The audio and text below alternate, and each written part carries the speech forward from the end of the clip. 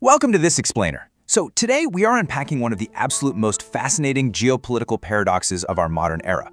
We're looking at a famously pacifist nation, a country whose entire post-World War II identity has been totally inextricably linked to strict self-defense, that is suddenly building and, more importantly, exporting high-end military hardware across the globe. We're talking about Japan. Now, they've quietly been producing serious military equipment for years, but mostly just keeping it at home. But well, that entire paradigm is shifting rapidly, and the ripple effects are going to be felt around the world. And you know the timing of this shift? It is absolutely no coincidence. Right now, the world is experiencing a massive global defense boom. We're talking nearly $3 trillion being spent every single year, and that number is just continuing to rise. Countries are out there actively looking to buy billions of dollars of equipment, and they're heavily prioritizing suppliers who can actually deliver on time and on budget. Japan wants in on this booming market. Okay, let's dive into this and see exactly how Tokyo is navigating this monumental transition. Here's our roadmap for today. First, the pacifist paradox. Second, why the sudden shift? Third, rewriting the rules. Fourth, what is for sale? And finally, the reality check. All right, Section 1, the pacifist paradox, from strict self-defense to global supplier. To really grasp how massive of a paradigm shift this export pushes, we kind of have to look back. Following World War II, Japan's military was essentially disbanded completely. Their 1947 constitution officially renounced war. But as the Cold War heated up, specifically with the outbreak of the Korean War, both Japanese leadership and the United States realized, hey, Japan really needs some form of protection, especially as the US was looking to shoulder a little less of that immediate security burden. So in 1954, the Japanese Self-Defense Forces, or JSDF, were created. And right alongside it, a small defense industry emerged. But it was strictly domestic, designed literally solely to support the JSDF's defensive needs. Moving on to Section 2, why the sudden shift? Threats, economics, and timing. So, after decades of this very strict isolationist defense posture, what's actually driving this complete rethink? Well, it really boils down to three overlapping factors. First up, geopolitical threats in the region are escalating. From Tokyo's perspective, they're dealing with louder Chinese territorial claims over essential waterways, North Korea frequently launching missiles into the Sea of Japan, and of course, the harsh reality of Russia's war in Ukraine. Second, there are urgent economic realities at home requiring a much wider market, and third, global supply chain timelines. With wars in Ukraine and the Middle East really squeezing traditional supply lines, allied countries are just tired of waiting years for their new equipment, and they're waking up to the risk of depending way too heavily on just the United States. Japan's own internal defense policy documents have actually been updated to reflect this new reality. They state plainly now that, quote, the defense production technology base is an integral part of their defense capability. Now, that bureaucratic language actually brilliantly illustrates something huge. Domestic industrial capacity is no longer just about business. It's now viewed fundamentally as national security. To survive, you absolutely need a stout defense industry backed by cutting-edge technology. So the crucial point here is that this isn't just about geopolitics, right? It's deeply economic. For years, Japan's defense manufacturers have really suffered. They've dealt with weak margins, lumpy investments, and cyber risks, all while trying to build highly sophisticated military products in tiny quantities for just a single domestic buyer. By expanding their customer base through exports, they can finally generate more volume. And more volume lowers the unit cost, strengthens supply chains, and ensures that specialized high-tech manufacturing stays alive and thriving within Japan. Let's move to Section 3, rewriting the rules, unlocking the arsenal. See, before Japan could sell anything, they had to systematically dismantle their own strict export laws. And this did not happen overnight. It happened in very deliberate steps. Fast forward from the 1954 creation of the JSDF all the way to 2014.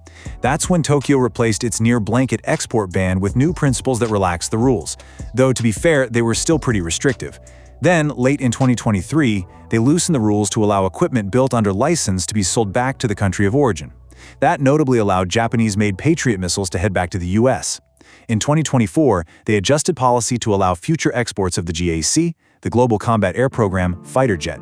But the absolute most crucial milestone is April 2026, when Tokyo completely removed the old category limits that restricted exports strictly to defensive or humanitarian gear, like rescue and mine-clearing equipment. Removing that finally opened the door for the export of serious, lethal hardware. Which brings us to Section 4, what is for sale? Hardware on the global market. Now that the legal hurdles are being cleared out of the way, what is actually up for grabs? Let's open up the Japanese defense catalog and take a look at the specific hardware categories they're bringing to the global market. The absolute star of the show right now has got to be shipbuilding, specifically the Mogami-class frigate. Think about the crew requirements for a second. The Mogami is Japan's pitch for a highly automated multi-role warship that requires a crew of only about 90 sailors. Contrast that with the US Legend-class cutter, which needs around 120 crew members. The Japanese ship is practical, modern, and affordable enough to actually buy in real numbers. And it's totally working. Australia recently selected an upgraded Mogami design for an incredible 11-ship program. That marks one of Japan's biggest defense exports since before World War II. But while those frigates are grabbing all the flashy headlines, Mitsubishi Electric's radar systems are serving as the quiet, highly practical proof of concept for Japan's export viability. Back in 2020, the Philippines signed a deal for Japanese-built air surveillance radars, and they've already taken delivery of both fixed and mobile systems. For countries facing aggressive regional military activity, having sophisticated coastal and anti-drone sensor networks isn't just nice to have, it's mandatory. Plus, radars check a really important box.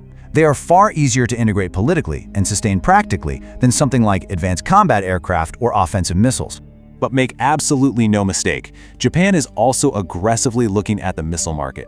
Just think about this number for a second, 973.3 billion yen. That's roughly $6.1 billion US set aside in Japan's fiscal year 2026 defense budget strictly for standoff missile capabilities. A huge chunk of this is going towards stretching the Type 12 surface launch missile into a broad, multi-platform family featuring ground, ship, and air-launched options. They're furiously building up the kind of indigenous missile industrial base you need for a real Pacific conflict. And that could easily open the door for indigenous missile exports down the road. Next, let's briefly look to the skies. Japan has some incredible aerospace platforms, even though exporting aircraft is notoriously difficult. They've got the P-1 for maritime patrol, the C-2 for military transport, and they're currently co-developing the 6th-generation GCAP fighter for 2035. But we honestly have to take a second to talk about the US-2 Seaplane Rescue Aircraft. It is just an inherently badass piece of machinery, basically a modern-day PBY Catalina. Now, while the aerospace catalog right now mostly represents future dreams and proof of industrial capability rather than closed deals, platforms like the US-2 show just how capable Japanese engineering really is. Across all these categories, Japan possesses a truly unique branding advantage on the global market. Buyers know they're getting systems from a technologically sophisticated country that is very closely aligned with the United States, but crucially is not the United States. For a lot of nations, buying Japanese is a highly useful hedge against Chinese pressure. And let's be real, Japan has a stellar global manufacturing reputation. I mean, their unintended yet totally legendary success with the indestructible Toyota Hilux, which you constantly see in conflict zones with a machine gun mounted in the bed, proves to the world that Japan fundamentally knows how to build remarkably reliable machines. Finally, Section 5, the reality check, the hurdles ahead. Okay, so with all this ambition and highly capable hardware, we do need to bring ourselves back down to earth for a minute. Because despite the incredible engineering prowess, Japan faces some pretty severe industry headwinds. Unlike a country like South Korea, which has just aggressively captured global defense markets, Japan still completely lacks an established export rhythm. They're missing the critical global sales teams, the after-sales support networks, and the training pipelines you need to dominate overnight. Furthermore, their own policy documents openly admit to supply chain vulnerabilities, a lack of political risk tolerance, companies literally leaving the defense business, and an overall low profitability in defense work.